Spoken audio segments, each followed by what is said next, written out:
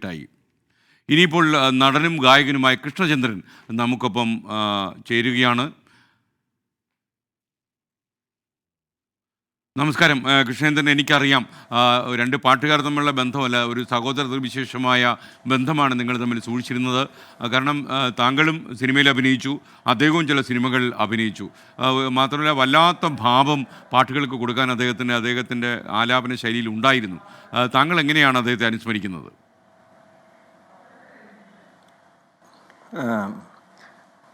എൻ്റെയൊക്കെ കുട്ടിക്കാലം മുതൽ നമ്മൾ കേട്ട് വളർന്ന ശബ്ദങ്ങളാണല്ലോ ദാസേട്ടൻ, ജയേട്ടൻ, സുശീലാമ്മ, ജാനകിയമ്മ.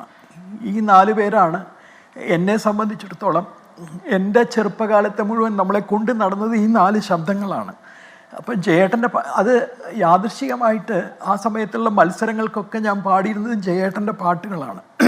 അതങ്ങനെ സംഭവിച്ചു പോയതാണ്. ക്ഷമിക്കണം, എനിക്ക് ഇന്നലെ ജയേട്ടൻ്റെ ഈ കാര്യം അറിഞ്ഞ പോലെ ശബ്ദം അടഞ്ഞു പോയി. ക്ഷമിക്കുക, ഞാൻ പറയുന്നത് അടഞ്ഞ ശബ്ദത്തിലാണ്, സോറി, ക്ഷമിക്കൂ. അദ്ദേഹത്തിൻ്റെ കരിമുകിൽ കാട്ടിലെ സന്ധ്യക്കെന്തിന് സിന്ദൂരം, ഹർഷബാഷ്പം തൂകി, ഇതുപോലെയുള്ള പാട്ടുകളായിരുന്നു ഞാൻ കുട്ടിക്കാലത്തൊക്കെ സ്കൂളിലൊക്കെ മത്സരങ്ങളിൽ പാടിയിരുന്നത്. അപ്പോൾ അതങ്ങനെ സംഭവിച്ചു പോയി. പിന്നീട് ഈ പറഞ്ഞ പോലെ പിന്നീട് വരുന്നൊരു അദ്ദേഹമായിട്ടുള്ള ഒരു അടുപ്പത്തിൻ്റെ മുന്നോടിയായിട്ട് ഈശ്വരൻ തന്നെ സൃഷ്ടിച്ചതാണോ അങ്ങനെ ഒരു അവസരം എന്നുള്ളത് എനിക്കറിയില്ല. പക്ഷെ അങ്ങനെയാണ് സംഭവിച്ചത്. പിന്നീട് ജയേട്ടനായിട്ട് വളരെയധികം അടുത്തു. ഓരോ കാര്യത്തിനും, പാട്ടുകളുടെ കാര്യത്തിൽ മാത്രമല്ല, കുടുംബപരമായിട്ടും എപ്പോഴും എന്നെ വിളിക്കുമായിരുന്നു. എൻ്റെ അടുത്ത് ചോദിക്കും, ഫോൺ വിളിച്ചിട്ട് ചോദിക്കും, അമ്മ്യാരുണ്ടോ വീട്ടിലെന്ന് ചോദിക്കും. കാരണം എൻ്റെ ഭാര്യ അമ്മ്യാരെന്നാണ് പറയുന്നത്, കാരണം തമിഴ്നാട്ടുകാരി ആയതുകൊണ്ട്. അമ്മ്യാരുണ്ടോ, ഉണ്ടെങ്കിൽ അടദോശ ഉണ്ടാക്കി വെക്കണം എന്ന് പറയും. ജയേട്ടനെ സോഫ്റ്റാക്കാൻ ഏറ്റവും പറ്റിയ കൈക്കൂലി എന്ന് പറയുന്നത് ദോശയാണെന്നുള്ളത് നമുക്ക് വളരെ അടുപ്പമുള്ളവർക്കൊക്കെ അറിയാം. ഞാനിപ്പോൾ ഇങ്ങനത്തെ കാര്യങ്ങൾ പറയുന്നത് ജയേട്ടൻ്റെ കാര്യം പറഞ്ഞ് നമ്മൾ കരയേണ്ട കാര്യമില്ല. ജയേട്ടൻ പോസിറ്റിവിറ്റിയുടെ ആളാണ്. അതുകൊണ്ടാണ് കേട്ടോ ഞാൻ ഇങ്ങനത്തെ കാര്യങ്ങൾ പറയുന്നത്. ശ്രീകണ്ഠനാര് തെറ്റിദ്ധരിക്കരുത്. കാരണം അദ്ദേഹം വിട്ടുപോയി എന്നുള്ളത് സത്യമാണ്. പക്ഷേ നമുക്ക് അദ്ദേഹത്തിൻ്റെ പോസിറ്റീവായിട്ടുള്ള, അദ്ദേഹം തന്ന നല്ല കാര്യങ്ങൾ മാത്രം ഓർത്ത് നമുക്ക് കുറേ ചിരിക്കാനുള്ള കാര്യങ്ങളെല്ലാം തന്നിട്ടാണ് അദ്ദേഹം പോയത്. എന്നെ സംബന്ധിച്ചിടത്തോളം ഞാൻ ഈ പലപ്പോഴും ചില ചാനലുകളിലൊക്കെ അവതരിപ്പിക്കുന്ന പഴയ പാട്ടുകളുടെ പരിപാടിയിലൊക്കെ പറയുന്ന ചെറിയ ചെറിയ അനക്ഡോട്ട്സ് ഉണ്ട്. അത് പലതും ജയേട്ടൻ പറഞ്ഞു തന്നിട്ടുള്ളതായിരുന്നു. ജയേട്ടനാണ് എനിക്ക് അങ്ങനത്തെ കാര്യങ്ങളിൽ അറിവ് പകർന്നത്. പലർക്കും ഇപ്പം നമുക്ക് രവി മേനോൻ്റെ കാര്യം എടുത്താലും ഒക്കെ അത് ജയേട്ടൻ പറഞ്ഞു കൊടുത്തിട്ടുള്ള കാര്യങ്ങളാണ് പല കാര്യങ്ങളും. ചില പാട്ടുകൾ പിറന്ന കാര്യങ്ങളൊക്കെ തമിഴിലെ പ്രത്യേകിച്ചും ജയേട്ടൻ പറഞ്ഞു തന്നൊരു കഥയുണ്ട്. സൊന്നത് നീദാന എന്ന് പറഞ്ഞൊരു പാട്ടുണ്ട്, നെഞ്ചിലൊരാല എന്നുള്ള പടത്തിൽ. അത് MS വിശ്വനാഥൻ അത് കമ്പോസ് ചെയ്ത റെക്കോർഡിങ്ങിന് വേണ്ടി ഈ വേർഡ്സ് എഴുതി കിട്ടിയിട്ടില്ല കണ്ണദാസൻ്റെ. അപ്പോൾ ആരോ പോയി അന്വേഷിച്ചിട്ട് പറഞ്ഞു, എല്ലാവർക്കും അറിയുന്ന കാര്യമാണല്ലോ, കണ്ണദാസൻ സ്വല്പം ഈ കാര്യത്തിൽ അടിമയായിരുന്നു എന്നുള്ളത്. അപ്പോൾ ആരോ ചെന്ന് വിശ്വനാഥ് സാറിൻ്റെ അടുത്ത് പറഞ്ഞു, അദ്ദേഹം അടിച്ച് ഫിറ്റായി കിടക്കുമായിരിക്കും, അതുകൊണ്ട് പാട്ട് എഴുതിയിട്ടില്ല. അതെ, അവൻ അടിച്ച് ഫിറ്റായിട്ട് കിടക്കുമായിരിക്കും എന്ന് ഈ വിശ്വനാഥ് സാറും പറഞ്ഞു.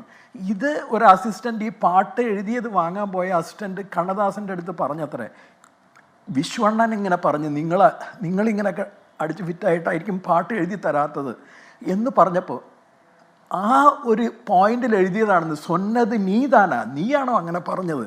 പക്ഷെ ആ സിനിമയിൽ ആ സിറ്റുവേഷൻ കറക്റ്റായിരുന്നു.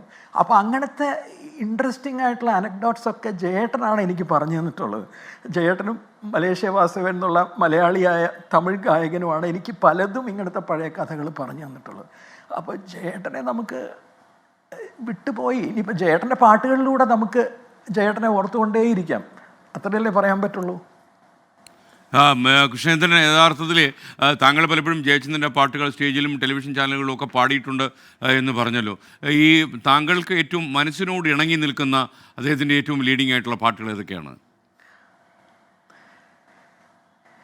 ഏത് പാട്ടാണ് അല്ലാത്തത്? ഞാൻ പറഞ്ഞ 3 പാട്ട് ഞാൻ മത്സരങ്ങൾക്ക് പാടിയിരുന്ന ഹർഷബാഷ്പം തൂകി, സന്ധ്യക്കെന്തിന് സിന്ദൂരം,